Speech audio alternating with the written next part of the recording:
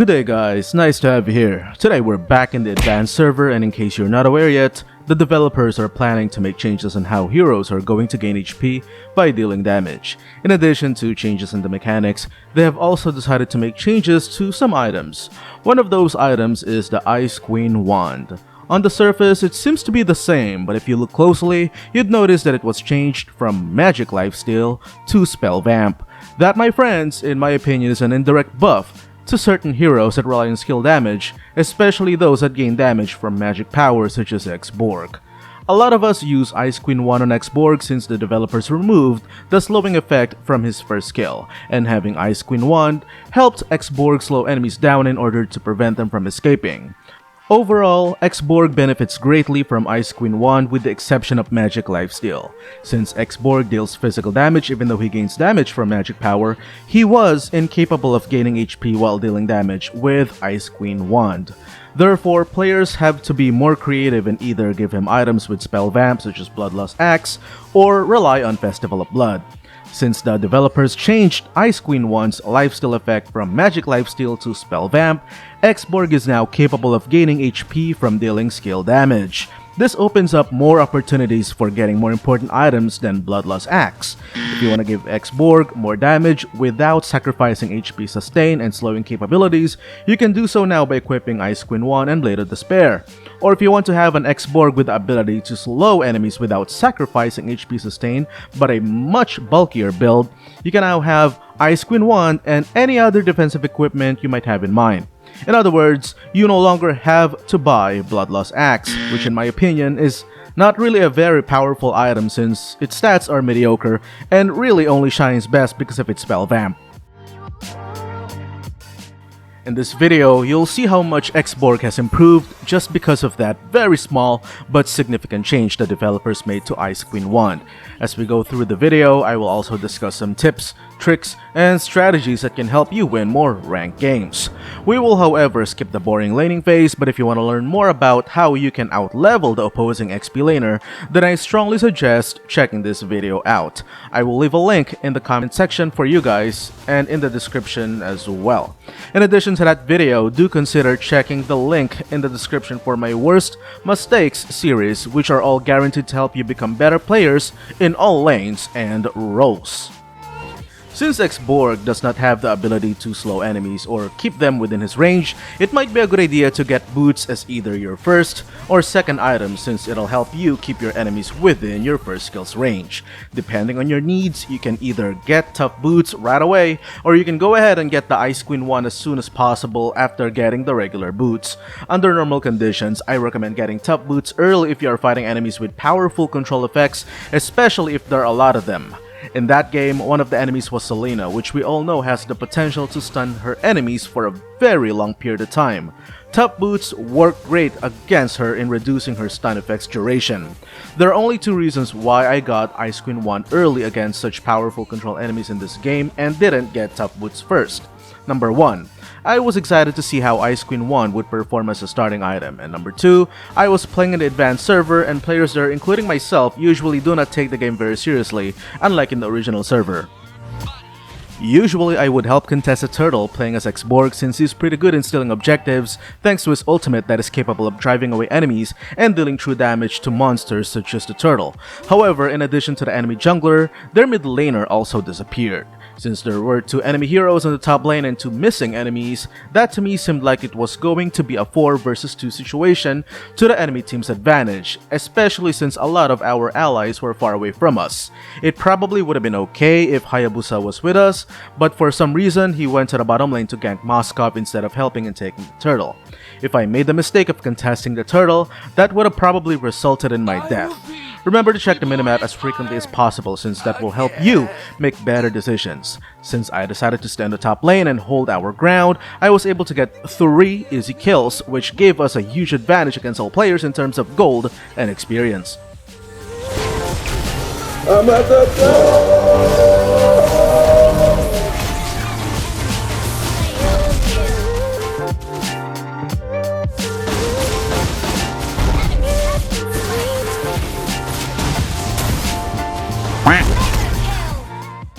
Not really sure why this Uranus player kept staying with me. Maybe he sensed that I was great. I think I got my swagger back! Oh! Just kidding. If you're playing the role of a roamer, remember to, well, roam. I mean, come on, the word roam is in your role, so you better do your part. Sure, Uranus was helping me big time, but there really was no reason for him to be there. The only time he should be visiting the top lane is to help in ganking enemies in case a turtle spawns close to the XP lane. In all other situations, when the turtle spawned far away from the XP lane, a roamer is expected to go someplace else, such as aiding the jungler secure kills or ganks, or pretty much just providing vision to the rest of our allies. If leashing gold laners for extended periods of time is bad, leashing an XP laner is even worse. Since Gord just used his ultimate, which has a cooldown time around or between 35 to 45 seconds, and Alpha was level gapped, we should be able to easily kill one of them even if it's 1 versus 2. I know it's difficult to memorize all hero skills effects and cooldown times, but having a rough estimate or at least an idea can help you make better decisions. So keep reading and familiarize yourself on how other heroes work, regardless if you love picking them or not. By the way, in case you were wondering what my emblem configuration was, I used this. This configuration helped me further improve X.Borg's HP regen through the Fighter Emblem spell Vamp and also Festival of Blood, while also having the ability to deal burning damage to the enemies thanks to Lethal Ignition. Depending on your playstyle or preference, having the tank emblem with the additional extra HP can be a good emblem as well. It gives you an HP advantage, which is very important in the early game. It might not sound like much importance, but how you perform and outclass the opposing XP laner on the early game can dictate the outcome of the entire game. Then of course, good old Festival of Blood for that additional spell Vamp, and again, Lethal Ignition to burn your enemies to crisp. You want to play? Let's play! Fire in the hole!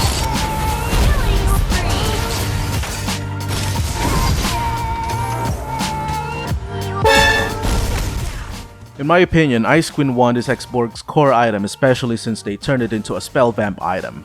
Slowing your enemy's movement using X.Borg's first skill is very important since X.Borg's strength lies in his ability to kite or attack enemies while maintaining distance from them. You also have to remember that X.Borg loses a huge chunk of his HP after using his ultimate, so keeping your enemies away while trying to regain some Farago armor is very important.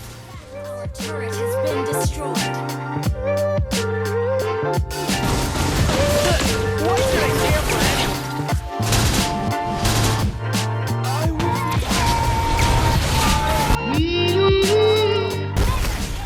This is what makes Immortality so good on X.Borg. The moment X.Borg gets resurrected from Immortality's effect, he gets a fresh batch of Farago armor, which can, in a lot of cases, flip the outcome of battle, such as what happened there.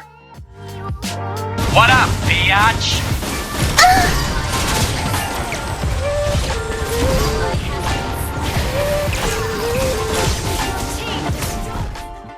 Brute Force Breastplate is another item I absolutely love to have when playing X.Borg. It has cooldown reduction and also provides temporary bonus movement speed every time the wearer casts a skill or attacks, which helps X.Borg become more effective in kiting enemies.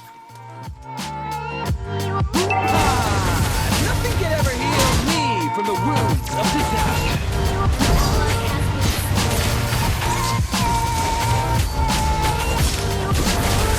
What are you looking at?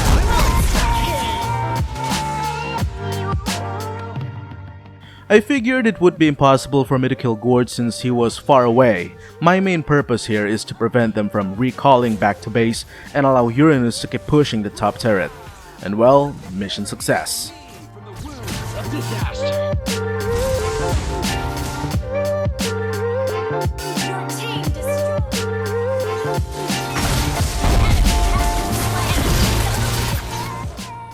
Look at that slowing effect. X.Borg was so far from Moscow but was still able to lock him within range.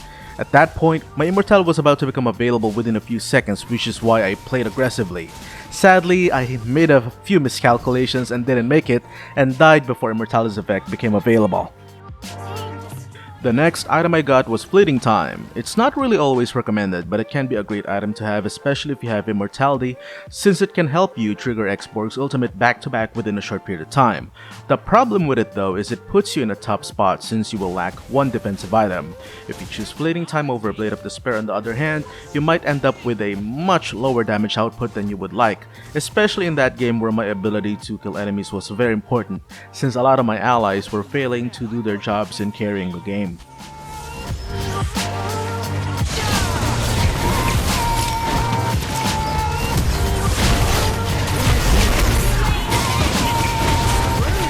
I'm just a kid. Your team destroyed a turret. An ally has been slain. Why should I care for anyone else? Since the Lord was about to appear, we wanted the lane closer to it to gain some form of advantage in order to encourage the enemies to defend the lane first instead of checking the Lord.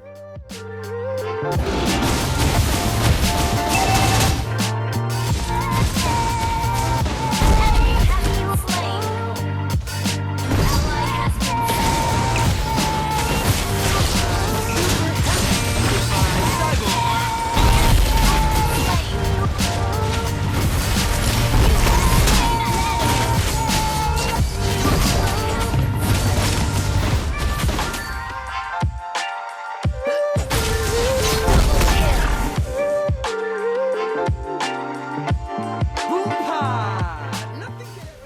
Since Uranus was not providing vision and he was not staying away from the Lord, thus preventing me from luring it to a safer spot, I had no choice but to go to this area in order to spot enemies that are thinking of skilling it.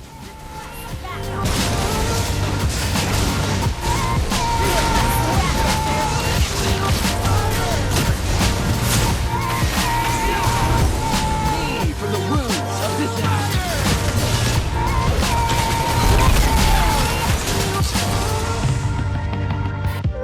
What are you looking at? I'm more complete than you. Since I had allies present near the mid lane, I decided to push a top lane instead. Remember, if you are playing a hero with great survivability, be proactive in pushing lanes that are more dangerous to be on. Don't expect your allied marksman to split push alone. That should be your job. You have a much higher chance of surviving in case you get ganked. Your marksman on the other hand has very limited options and can die easily if multiple enemies target them.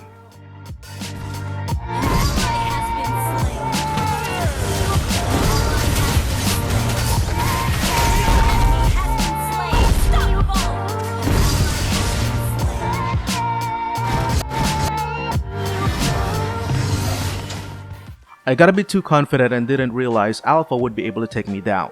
I was trying to look cool, but ended up making a fool of myself. Same thing as earlier, Immortality was about to become available, but I made a miscalculation and did not make it in time. Since the enemies were all level 15 and were starting to get the items they needed, I decided to get onto Karas. The advantage we had earlier in level and items are already gone. Remember not to have a fixed build. Always build according to the situation and adapt accordingly.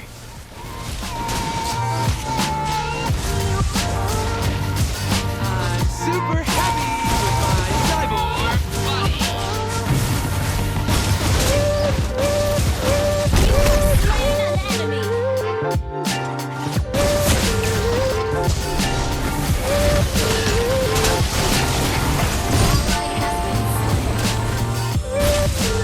What are you looking at? I'm more complete than you. Team destroyed a turret. Slain.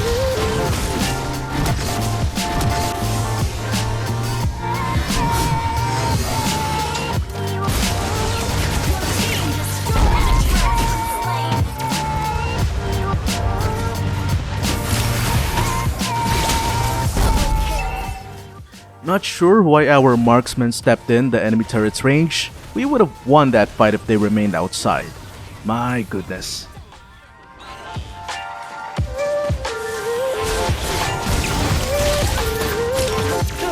Why should I care for anyone else? Slain an enemy.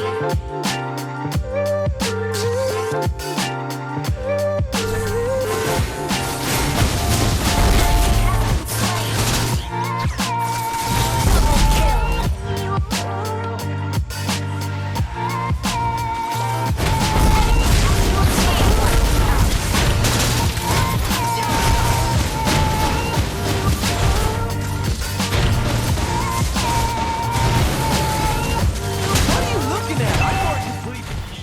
That concludes our Mobile Legends content for today. What do you think of the new Ice Queen wand? Do you agree that it is an indirect buff to X.Borg? Do you think this adjustment will be enough to propel X.Borg to greater heights? Leave your thoughts in the comment section below, and if you haven't yet, don't forget to hit like, share, and subscribe to the channel. Stay safe everyone. Peace.